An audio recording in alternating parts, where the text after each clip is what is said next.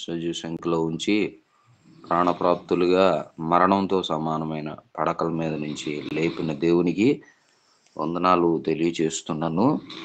అలాగే చక్కగా మరొక ఆదివారం మీ ముందు వాక్యం చెప్పడానికి దేవుడు అవకాశం ఇచ్చాడు. అలాగే 2013 సంవత్సరం నుండి ఇప్పటి వరకు నాయన చక్కగా ఆగిపోకుండా సాగిపోయేటట్టు దేవుడు కృప చూపుతున్నాడు. అలా చక్కగా నడిపిస్తున్న డైరెక్టర్ రమేష్ గారికి నా ప్రత్యేకమైన వందనాలు. ప్రతిరోజు విసుగు చెందకుండా ప్రతిరోజు చక్కగా మీరు పాల్గొంటున్న మీ విశ్వాసాన్ని బట్టి మీకు వందనాలు తెలియజేస్తున్నాను. ఒక విషయాన్ని నేను మీకు జ్ఞాపకం చేయాలని ఇష్టపడుతున్నాను. ప్రభువుకి ఒక ప్రశ్న వచ్చింది, నేను వచ్చే ముందు విశ్వాసమును కనుగొందునా అనే గొప్ప ప్రశ్న ఒక సవాలుగా దేవుడు వేస్తున్న సందర్భాన్ని నేను మీకు గుర్తు చేస్తాను. యాకోబు రాసిన పత్రిక 3వ అధ్యాయం 23వ వచనంలో ఒక మంచి మాట ఉన్నది. కాబట్టి అబ్రహాము దేవుని నమ్మెను, అది అతనికి నీతిగా ఎంచబడెను అను లేఖనం నెరవేర్చబడెను, మరియు దేవుని స్నేహితుడని అతనికి పేరు కలిగెను. మనుషుడు విశ్వాసం మూలముగా మాత్రమే కాక నీతిమంతుడని క్రియల మూలముగా కూడా నీతిమంతుడని ఎంచబడినని మీరు దీన్ని గ్రహిస్తారు అని యాకోబు 3వ అధ్యాయం 23వ వచనంలో ఒక వ్యక్తి యొక్క విశ్వాసాన్ని యాకోబు రాస్తూ ఉన్నాడు. ఇక్కడ ఈ ఉదయకాల సమయంలో ఇందాక ఆరాధన చేసే సహోదరుడు, మా విశ్వాసాన్ని కాపాడండి ప్రభా, ఆ విశ్వాసముతోనే మేము పరలోకం వెళ్ళాలి అని మంచి మాటలు తన ఆరాధనలో సంబోధించడం చాలా సంతోషం. పౌలు కూడా అంటాడు, నా పరుగు ముగించాను అంటాడు. మంచిదే, ప్రతి ఒక్కరూ పరుగు ముగించాలి ఏదో ఒక రోజు. అనగా అర్థం ఏంటంటే మనం ఈ లోకాన్ని వదిలిపెడతాం. ఆ సమయంలో ఆ మాట బతికుండంగానే పౌలు ఒక మాట అన్నాడు, నా పరుగు ముగించే సమయానికి నా విశ్వాసాన్ని కాపాడుకున్నాను అన్నాడు. విశ్వాసాన్ని కాపాడుకున్నాడు అంటే విశ్వాసాన్ని కాపాడుకోవాల్సింది విశ్వాసం. కొన్ని కాపాడుకుంటాం జాగ్రత్త, ఆస్తులు, అంతస్తులు, ధనము, లేకపోతే దోచుకునే వారి చేతిలో నుంచి మనము కొన్నిటిని ఎలాగైతే దాచుకుంటామో ఆత్మీయ జీవితంలో కూడా దాచుకోవాల్సినవి కొన్ని ఉన్నాయి, కాపాడుకోవాల్సినవి కొన్ని ఉన్నాయి. వాటిలో ఒకటి విశ్వాసం లేదని ప్రభు ఎప్పుడు చెప్పలా. విశ్వాసం ఉంది, విశ్వసించలేదని కూడా ఎవరిని చెప్పలా. విశ్వసించారు కానీ కొంతమంది విశ్వాసం ఉంచి కూడా మధ్యలోను ఏర్పాటు చేయబడుతున్న వారి సైతం కూడా మోసగించబడి ఆ విశ్వాసాన్ని పోగొట్టుకున్న వారి సంఖ్య చాలా ఎక్కువగా మన కళ్ళ ముందు చూస్తూ ఉన్నాం. ఇలాంటి సందర్భాల్లో ఇప్పటి తరాన్ని మీరు గమనించినప్పుడు, అది ఇప్పటి ప్రజలను మీరు గమనించినప్పుడు, అసలు దేవుని బిడ్డల్లో విశ్వాసం ఉందంటావా అని పరిశీలన చేస్తే ఎక్కడ కనబడుతున్న దాఖలు కూడా లేవు. కనుక విశ్వాసం అనేది చాలా ప్రాముఖ్యమైంది అనే విషయాన్ని నేను మీకు గుర్తు చేస్తున్నాను. ఎబ్రీ పత్రిక 11వ అధ్యాయంలో ఒక లిస్ట్ ఉంటుంది, విశ్వాసుల జాబితాలో అందరి పేర్లు రాయబడలా, కొందరి పేర్లు మాత్రమే రాయబడ్డాయి. కనుక బ్రతికి ఉండంగా ఆ లిస్టులో ఆ 11వ అధ్యాయంలో పౌలు కింద రాస్తూ 40వ వచనం అనుకున్నా 39, వీరందరూ తమ విశ్వాసము ద్వారా సాక్ష్యము పొందిన వారైనను మనము లేకుండా అనే మాట వాడాడు. సంపూర్ణులు కాకుండా నిమిత్తం. మనము లేకుండా అంటే అర్థం ఏంటంటే ఏబేలు దగ్గర నుంచి చాలా మంది పేర్లు రాయబడ్డాయి.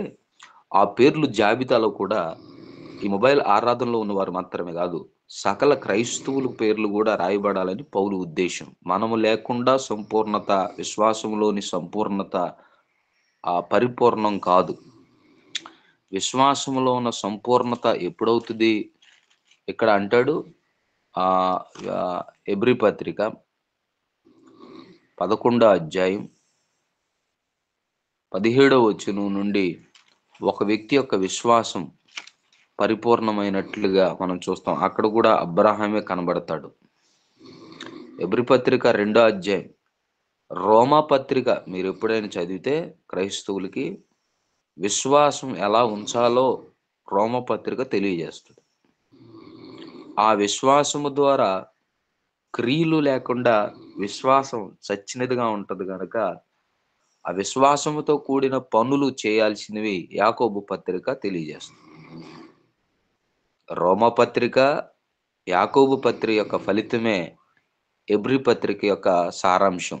అనగా ఎబ్రీ పత్రికలో విశ్వాసానికి ఫలితం ఉంది అని జ్ఞాపకం చేస్తాడు.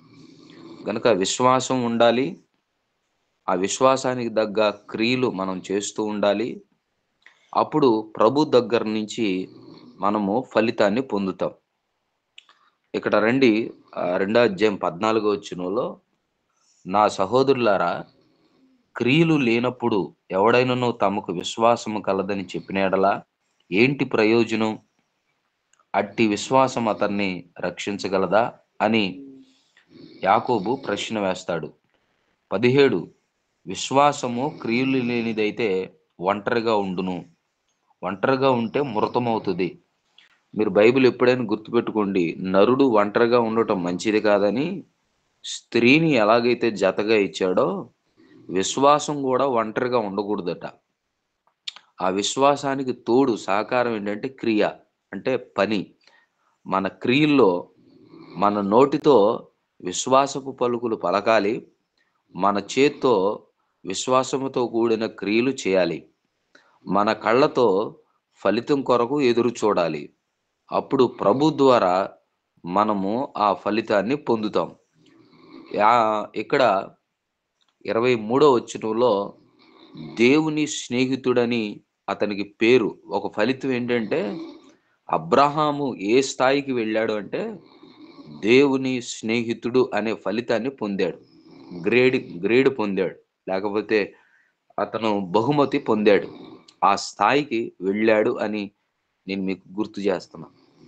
మనం కూడా అంత స్థాయికి వెళ్ళలేకపోయినా కొంతైనా ప్రభు దగ్గర నీ విశ్వాసాన్ని కాపాడుకున్నావు నమ్మకమైన బిడ్డ అని ఒక మాటను మన గురించి ప్రభు చెప్పగలిగిన విశ్వాసాన్ని చివరి దినాల్లో మనం చూపించాలి.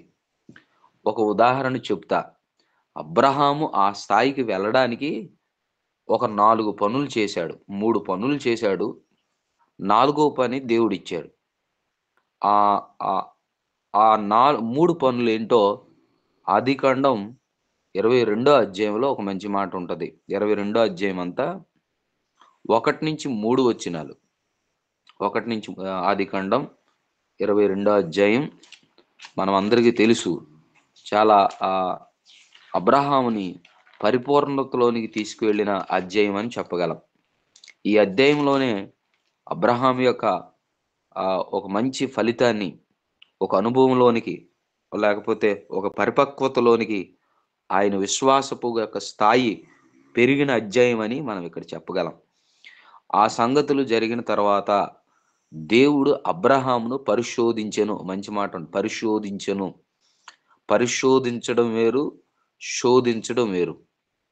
పౌలు 1 కొరింథీ 10వ అధ్యాయం 11, 12, 13 వచనాల్లో అంటాడు, ప్రభు ఎవరిని శోధించడు, ప్రభు పరిశోధిస్తాడు.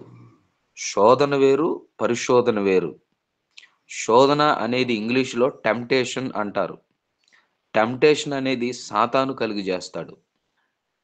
పరిశోధన అనేది టెస్ట్, పరీక్ష పెడతాడు దేవుడు. దేవుడు పెట్టేది పరీక్ష, సాతాను పెట్టేది శోధన. శోధనలు మనుషులకి సాధారణంగా కలుగుతాయి, కానీ ఆ శోధన వచ్చినప్పుడు ప్రభు వలన వచ్చిందని అనుకోకూడదు. కనుక దేవుడు ఏం పెడతాడంటే పరీక్ష పెడతాడు. నీ భక్తి ఏంటి?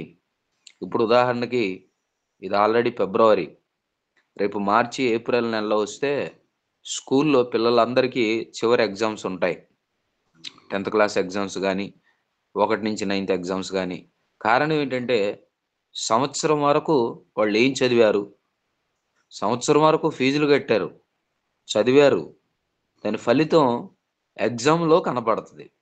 అలాగే ఇన్ని సంవత్సరాలు మనం భక్తి చేశాం. ఈ భూమి మీద ఇన్ని సంవత్సరాలు దేవుని పేర్లు చెప్పుకొని కొనసాగుతున్నప్పుడు, ఈ పరీక్ష దేవుడు పెట్టే పరీక్షలోనే అసలు నువ్వు నెగ్గాల్సిన అనుభవాన్ని అబ్రాహాం నెగ్గాడు. 1-13 3 వచనాల వరకు మనం చదివితే అక్కడ అంటాడు రెండో వచనంలో, పిలిచాడు మొదట, "అబ్రాహామా ఎక్కడున్నావు?" అంటే, "ఉన్నాను ప్రభువా" అన్నాడు.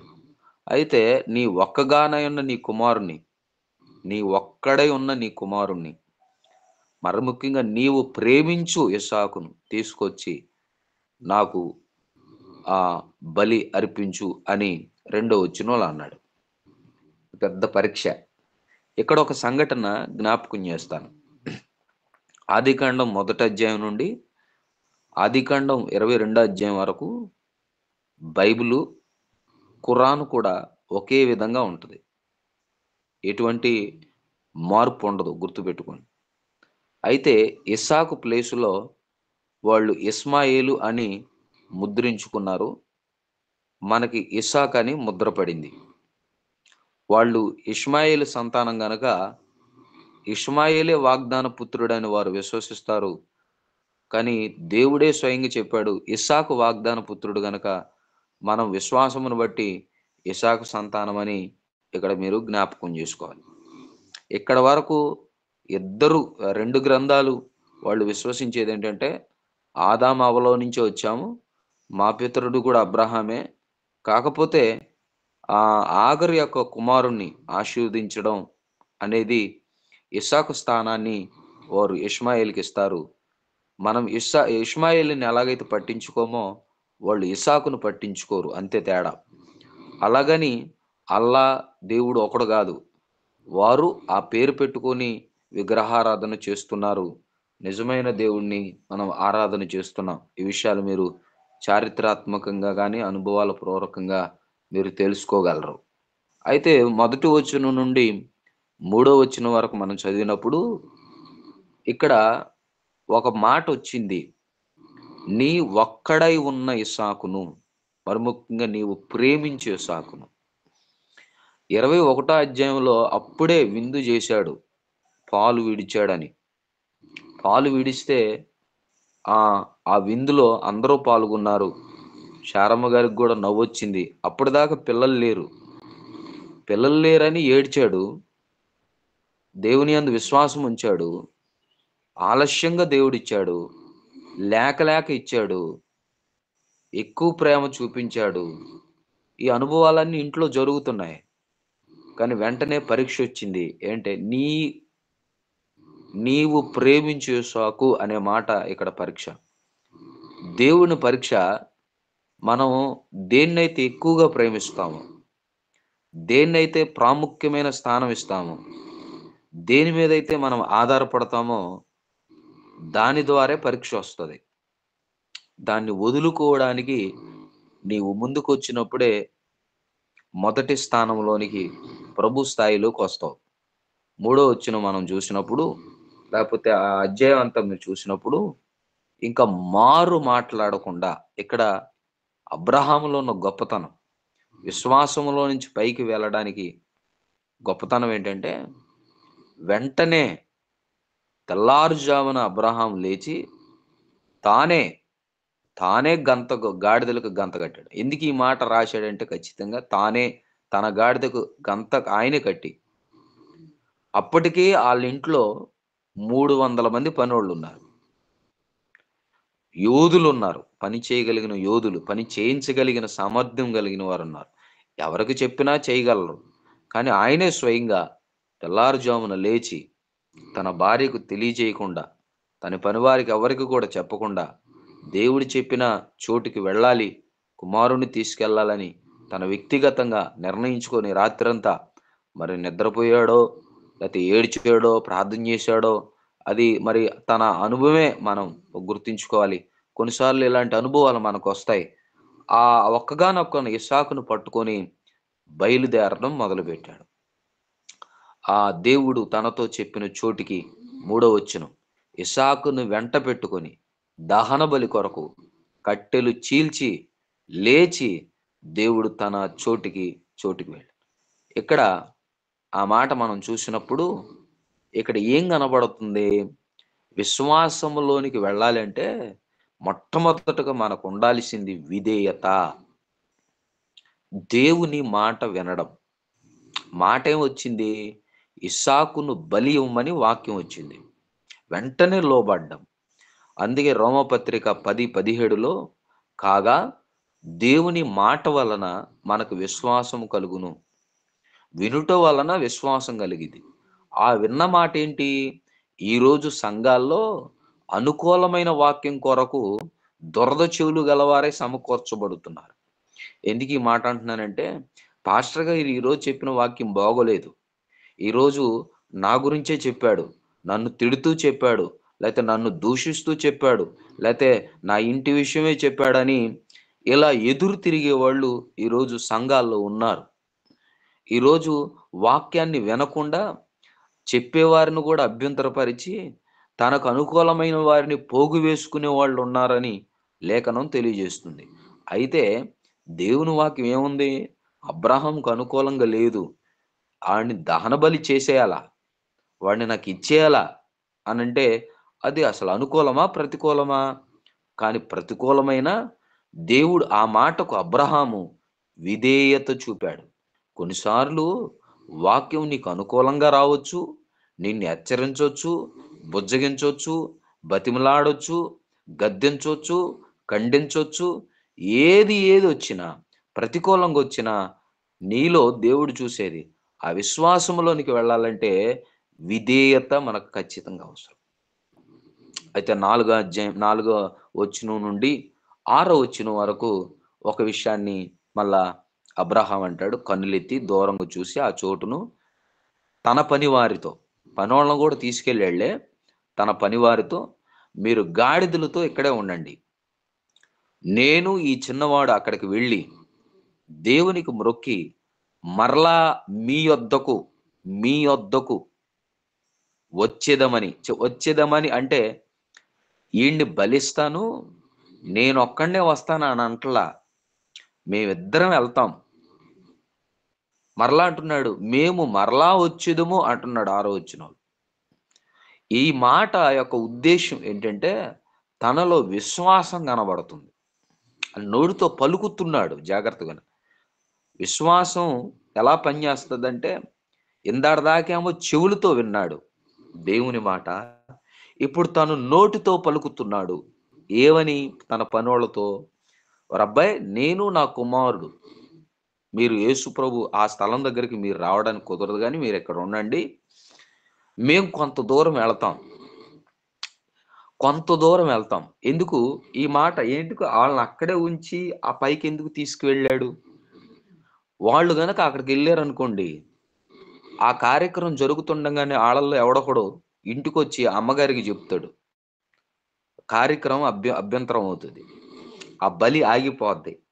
ఒకవేళ ఇంటికి వెళ్ళాక రచ్చ అవుతుంది, నా కొడుకుని చంపుతావా నువ్వు, కన్నది నేను నీవు కాదు అని భార్యాభర్తల్లో పెద్ద గొడవ వస్తుంది. గనుక దేవుని కార్యానికి కొన్నిసార్లు కుటుంబం, బంధువులు, స్నేహితులు, రక్త సంబంధులకు అర్థం కాదు దేవుని కార్యం. దేవుడు నీకేం చెప్పాడో అది నువ్వు చేస్తున్నప్పుడు కొన్నిసార్లు ఆ సొంత వారే మనకు శత్రువులు అవుతారు. విశ్వాసంలో ముందుకు వెళుతున్నప్పుడు, దేవుని కార్యం నువ్వు చేస్తున్నప్పుడు, మనుషుని ఆలోచన, మనుషుని తలంపు దేవుని తలంపుకు విరోధముగా ఉంటది గనక, వాళ్ళ తలంపులు వేరు గనక మనుషుడు ఆ స్థాయికి వెళ్ళలేడు గనక ఖచ్చితంగా మనుషులు విరోధులు అవుతారు. గనుక అందుకే పనివారిని అక్కడ ఉంచాడు. ఇక్కడ కూడా మనం ఒక గుణపాఠం నేర్చుకోవాలి. యేసు ప్రభు ప్రార్థన చేస్తూ గెత్సేమనే తోటకు వెళ్ళాడు. 9 మందిని ఒక చోట ఉంచాడు. ఒక ముగ్గురిని కొంచెం దూరం తీసుకెళ్ళాడు. వాళ్ళని అక్కడ ప్రార్థన చేయమన్నాడు. యేసయ్య కొంత దూరం వెళ్ళాడు. ఎందుకు ఈ గ్యాపు అంటే ఆయన తారతమ్యం చూపిస్తున్నాడని కాదు, వాళ్ళ యొక్క పరిధి, వాళ్ళ యొక్క అనుభవం మెట్లు, వాళ్ళ స్థాయిని బట్టి ఆ విశ్వాసం పెరిగిద్ది. అంటే మనం ఎక్కడ ఉండాలో మన విశ్వాసమే తేల్చేద్ది. ఇంకా కింద స్థాయిలో ఉన్నావా? అక్కడే ఉంటావు. ఆ ఉన్న విశ్వాసాన్ని పెంచుకొని పై స్థాయికి వెళ్ళాలి.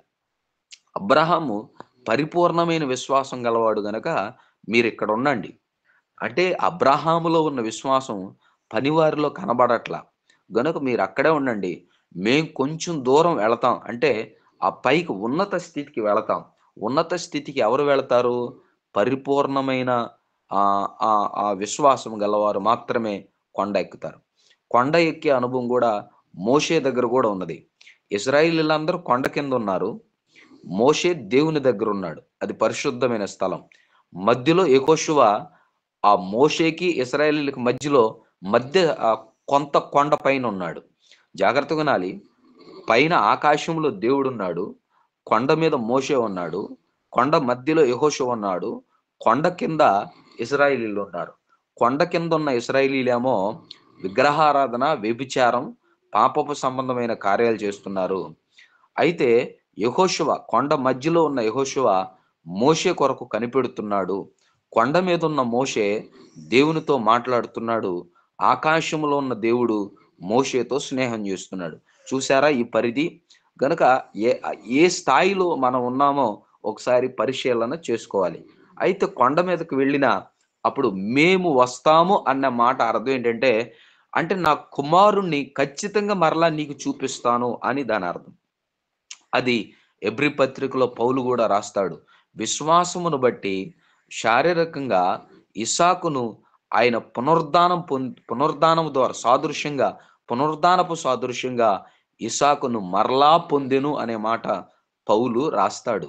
ఇక్కడ మేము మరలా వచ్చేదము అంటే అర్థం ఏంటంటే, నా కుమారుణ్ణి దేవుడు చంపడు, నా కుమారుణ్ణి దేవుడు మరలా నాకు ఇస్తాడు అనే ఆ విశ్వాసములోనికి అబ్రాహాము వెళ్ళగలిగాడు. అంటే అర్థం ఏంటి? తనకిష్టమైన దానిని వదులుకున్నాడు. జాగ్రత్తగా విను. వదులుకున్నాడు. వదులుకొని ఆహ్, మరలా దాన్ని పొందుకున్నాడు. ఇక్కడ, ఇక్కడ ఏబును గూడా మనం గుర్తు జేసుకోవాలి. ఏబు సర్వం కోల్పోయాడు. కానీ తన మాట వల్ల తన విశ్వాసాన్ని కోల్పోలా. దేవుడు ఇచ్చెను, దేవుడే తీసుకొనెను అని చెప్పి దేవుణ్ణి దూషించకుండా తన విశ్వాసాన్ని కాపాడుకున్నాడు. 42 అధ్యాయంకొస్తే కోల్పోయిన దానికంటే రెట్టింపును పొందుకున్నాడు. మళ్ళా డబుల్ సంతానం దేవుడు, దేవుడు తనకిచ్చాడు. అంటే దేవుని కొరకు మనం మనకిష్టమైన దాన్ని వదులుకుంటే దేవుడు అన్యాయస్తుడు కాదు. తిరిగి నీవు దేన్నైతే ఇష్టపడుతున్నావో దానితో పాటు డబల్ కూడా దేవుడిస్తాడు. ఇక్కడ అందుకే మేము మరలా వచ్చేదము అన్నాడు. 7వ వచనం నుంచి 9వ వచనం వరకు మనం చదివితే అక్కడ ఆ దహన బలికి వెళుతున్నప్పుడు కట్టెలను సమకూరుస్తూ వెళ్ళుచుండగా ఇసాకు తండ్రి అయిన అబ్రాహాముతో నా తండ్రి అని పిలిచాను. ఏంటి నా కుమారుడా? అయితే నిప్పుంది, కట్లున్నవి, దహన బలికి గొర్రెపిల్లేది? అబ్బా ఇక్కడ గొప్ప ప్రశ్న. కొడుకుని చంపుతున్నానని డైరెక్ట్ గా చెప్పడానికి నోట్లోంచి మాట రాట్లా. చూడండి ఇసాకు ఎంత గొప్పోడో. ఇసాకు గొప్ప ప్రశ్న వేశాడు. కొన్నిసార్లు మనం కూడా విశ్వాసంలోనికి ముందుకు వెళుతున్నప్పుడు, దేవుని కార్యాలు మనం చేస్తున్నప్పుడు, ఒకవేళ లోకం లేకపోతే చుట్టుప్రక్కల ఉన్నవారు ప్రశ్న వేస్తారు. ఒకవేళ ఆ ప్రశ్నలకి కొన్నిసార్లు మనం చేస్తున్న పని లోకానికి అర్థం కాదు. ఎందుకంటే బైబిల్ పట్టుకొని ఎందుకు మందిరానికి వెళుతున్నామో అర్థం కాదు. ఎందుకు ప్రార్థన చేస్తామో మనకు అర్థం కాదు. మనకు కాదు, లోకానికి తెలీదు. మీరెందుకు అక్కడికెళ్తున్నారు? మీరెందుకు అలా వెళుతున్నారని కొన్నిసార్లు లోకం అడిగిద్ది. అప్పుడు మనం దైవ కార్యాలు లోకానికి, ఎందుకంటే దేవుని కార్యాలు లోకానికి అర్థం కావు. అది ఇస్సాకు అర్థం కావట్లా. ఎందుకు? అయితే అన్నీ ఉన్నాయి. నిప్పుంది. దహన బలి అంటే గొర్రెపిల్ల ఉండాలి గదా! అంటే చివరికి దహన బలి, కట్టెలు సమకూర్చడం గూడా అబ్రాహామే చేస్తున్నాడు. ఎందుకంటే పనోళ్ళు కొండ కింద ఉన్నారుగా. పని ఎవరు చేయాలి? ఇసాకు చేయట్లా. ఇసాకు అర్థం కావట్లేదు ఏం జరుగుతుందో. అయితే అప్పటికే 100 సంవత్సరాలు దాటింది. ఎవరికి? అబ్రాహాముకి. 100 సంవత్సరాలు దాటిన అబ్రాహాము విసుగు చెందకుండా పని చేస్తున్నాడు. జాగ్రత్తగా వినండి. మనకి వయస్సుంటది, ఆరోగ్యం ఉంటది, అవకాశం ఉంటది. కానీ దేవుని పని చెయ్యం. దేవుడు ఏం చెప్పాడు?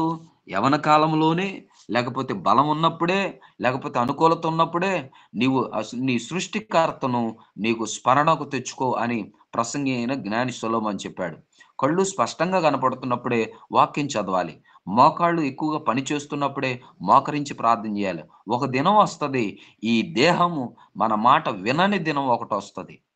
పేతురుతో ప్రభు అదే అంటాడు. పేతురుతో ఏమంటాడు? ఇప్పుడు నీకిష్టమున్న చోటకు నువ్వు వెళుతున్నావు. ఒక దినం వస్తది, నువ్వెక్కడికి కదలలేవు. ఒకడు బలవంతంగా నిన్ను తీసుకెళ్ళే రోజు వస్తది. అంటే నీ దేహం నీ కంట్రోల్‌లో లేని ఒక రోజొస్తది. అప్పుడు నువ్వేం పని చేయవు. కానీ అబ్రహాములో ఉన్న గొప్పతనం ఏంటంటే, అప్పటికి 100 సంవత్సరాలైనా తన వయసు ముసలి వయసుతనం వచ్చినా 175 సంవత్సరాలు బ్రతికిన అబ్రహాము నిండు ముసలితనంలో చనిపోయే ముందు కూడా తాను కష్టపడి పని చేస్తున్నాడు. ఇక్కడే యాకోబు ఆ మాట చెప్తున్నాడు. అంటే విధేయత ఉంది అబ్రహాముకి. 2 విశ్వాసం ఉన్నది అబ్రహాముకి. మూడవది విసుగు లేని పనితనం ఉన్నది. అంటే ఏ విశ్వాసం ఉంచాడో ఆ విశ్వాసము దగ్గ క్రియ చేస్తున్నాడు. ఎందుకంటే స్వయంగా తన కట్టెల మీద తన కుమారుని పేర్చి బలిపీఠమున కట్టాడు. గుర్తుపెట్టుకోండి. ఆ రోజుల్లో బలిపీఠాలు కట్టాలంటే కొండ మీదున్న రాళ్లను మోసి ఒక చోట పేర్చాలి. బలిపీఠం రూపంలో సమకూర్చాలి. రాళ్లను పేర్చాలట. కొండ మీద ఉన్న రాళ్ళు ఎంత బలంగా ఉంటాయో తెలుసా? మనము లేపలేనంత బలంగా ఉంటాయట. గనుక ఆ రాళ్ళ మీద కట్టెలు పేర్చి, అప్పుడు ఆ కట్టెల మీద తన కుమారుడిని పడుకోబెట్టాలి. ఇది అబ్రహాము చేయాల్సిన పని. ఎంత కష్టమైన పనో తెలుసా అది? కొన్నిసార్లు దేవుని పనులు మన కంటికి, మన కంటికి, లోకానికి మనకు అసాధ్యమైనదిగా కనపడతాయి. మనము చేయలేనిదిగా కనపడతాయి. కానీ దేవుడే చేయించుకుంటాడు. కొన్నిసార్లు మనమే సాక్ష్యం ఇస్తూ ఉంటాం. నా వల్ల కాలేదండి. ప్రభువే చేయించుకున్నాడనే సాక్ష్యాలు ఎందుకంటామంటే, మన వల్ల కావు కొన్నిసార్లు చేయాల్సినయి. కానీ ఆ పనులన్నీ దేవుడే చేయించుకున్నాడు అబ్రహాముతో. చేయించుకొని ఇక్కడ ఒక ఇసాకు గురించి ఒక మాట చెప్పాలి. ఇసాకుని పనుకోపెట్టేటప్పుడు అక్కడ నీవే పరుండు నాయనా నీవే అన్నప్పుడు జాగ్రత్తగా వినాలి. ఇస్సాకు పడుకున్నాడు. ఒక మాట చెప్పనా? దేవుని మాట అబ్రహాం విన్నాడు. అబ్రహాము మాట కుమారుడు విన్నాడు. ఇక్కడ ఒక సంగతి. నువ్వు దేవుని మాట వింటే, నీ పిల్లలు నీ మాట వింటారు. నీ భార్య నీ మాట వింటది.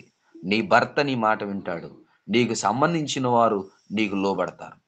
అబ్రహాం దేవుడు చెప్పినప్పుడు మారు మాట్లాడకుండా ఎలాగైతే పని మొదలుపెట్టాడో, ఇసాకు గూడా అబ్రహాము ఆ పడుకోబెట్టే పని మొదలుపెట్టినప్పుడు, ఇసాకు నోరు తెరిచి అప్పటికి 20 సంవత్సరాలు దాటాయి. యవనస్తుడు, నిండు యవనస్తుడు, పెండ్లి వయసు, ఒక కుటుంబీకుడవ్వాలి.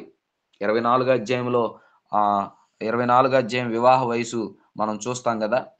24 నెక్స్ట్ అధ్యాయంలోనే ఇస్సాకు పెళ్ళిని మనం చూస్తాం. అంటే అప్పటికి పెళ్లి వయసొచ్చేసింది ఇస్సాకి.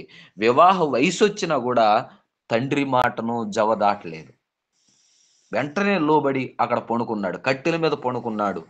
ఈరోజు మూతి మీద మీసం రాకుండానే పిల్లలు ఎదురు తిరుగుతున్నారు. కారణం నీ పిల్లలు నీకు ఎదురు తిరుగుతున్నారంటే నువ్వెక్కడో దేవునికి ఎదురు ఎదురు తిరుగుతున్నావు అని దాని అర్థం. ఇక్కడ జాగ్రత్తగా వినాలి. అయితే పండుకున్నప్పుడు అయ్యా నీవే అన్నప్పుడు యేసు ప్రభు గూడా మారు మాట్లాడలేదు. ఇసాకు గూడా మారు మాట్లాడకుండా చూడండి విధేయతకు, విశ్వాసానికి, విసుగులేని పనికి ఫలితం ఏంటంటే లోబడే మనస్తత్వం. ఇసాకు ఖచ్చితంగా పడుకున్నాడు. పడుకొని కత్తి మీద ఇక చంపబోతున్నాడు.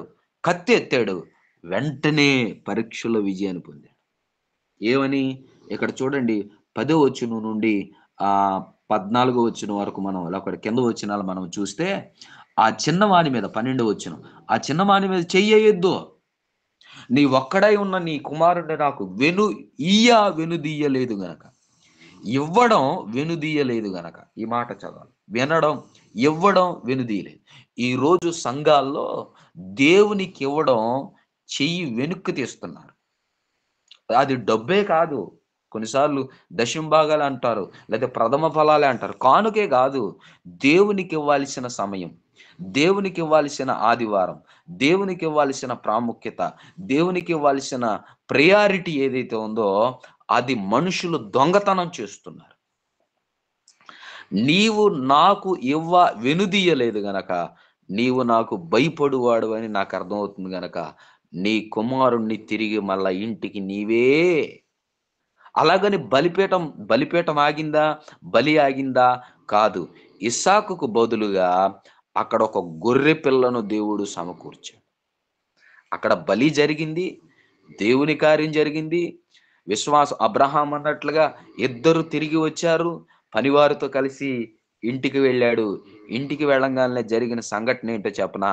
24వ అధ్యాయంలో ఇస్సాకుకి అబ్రహాము వివాహం చేశాడు. చూసారా? విధేయత, విశ్వాసము, విసుగులేని క్రియ, విజయం పొందడం, వివాహం చేసుకొని పరిపూర్ణతలోనికి వెళ్ళడం. విశ్వాసం, క్రియతో కూడిన విశ్వాసం. ఈ అనుభవాలు గనక మనకు కూడా ఉంటే మనము కూడా రేపు పెండ్లి కుమారుడు రాబోతున్నాడు, వధువుగా నువ్వు సిద్ధపడి ఆయనతో మనం వివాహం చేసుకోవాలి. నిత్య రాజ్యములో వివాహ సమయంలో దేవునితో ఆ పెండ్లి కుమారుడు బుద్ధి కలిగిన కన్నికల్లాగా మనము నిత్యము ప్రభుతో ఉందుముగాక. దేవుడి మాటలు దీవించునుగాక. ఆమెన్. తలలు ఉంచుదాం, కండ్లు మూసుకుందాం, ప్రార్థన చేద్దాం. ప్రేమ కలిగిన తండ్రి, మీకు వందనాలు. విశ్వాసము మరియు క్రియ అనైనా మంచి ఫలితాలను ఇస్తుందని చెప్పారు. ఎన్నో క్రియలు పౌలు చేశాడు. ఎన్నో ప్రాంతాలు తిరిగి ఎన్నో సంఘాలు కట్టి చివరకు నా విశ్వాసాన్ని కాపాడుకున్నాం, నా కొరకు జీవ కిరీటం ఉంది అని చెప్పాడు. అబ్రహాము కూడా విధేయత చూపించి, విశ్వాసము చూపించి, నేను విసుగులేని పని చేసి విజయం పొంది పిల్లోడికి వివాహము చేసి కుటుంబీకుడిగా స్థిరపడి నీ స్నేహితుడిగా నేను పేరు తెచ్చుకున్నాడు. అట్టి అనుభవంలోనికి క్రియలతో కూడిన విశ్వాసము లేకుండా దేవునికి ఇష్టడై ఉండుట అసాధ్యం గనక, విశ్వాసము లేకుండా మా భక్తిని కొనసాగించడం కష్టం కాకుండా నేను క్రియలతో కూడిన విశ్వాసం చేస్తూ మా విశ్వాసాన్ని చివరి దినాల్లో అందరూ విశ్వాసం కోల్పోతున్న సమాజంలో ఉన్నాం.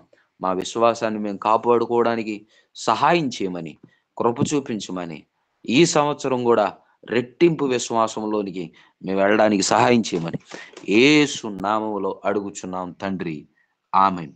మన పరమ తండ్రి యొక్క ప్రేమ, కుమారుని కృప, పరిశుద్ధాత్మ అన్యోన్య సహవాసం ఇప్పుడు ఎల్లప్పుడు సదాకాలం మనకును సకల పరిశుద్ధులకు నిత్యము తోడై ఉండి విశ్వాసపు క్రియ అనుభవంలోనికి దేవుడు మనల్ని తీసుకువెళ్ళును గాక. ఆమేన్.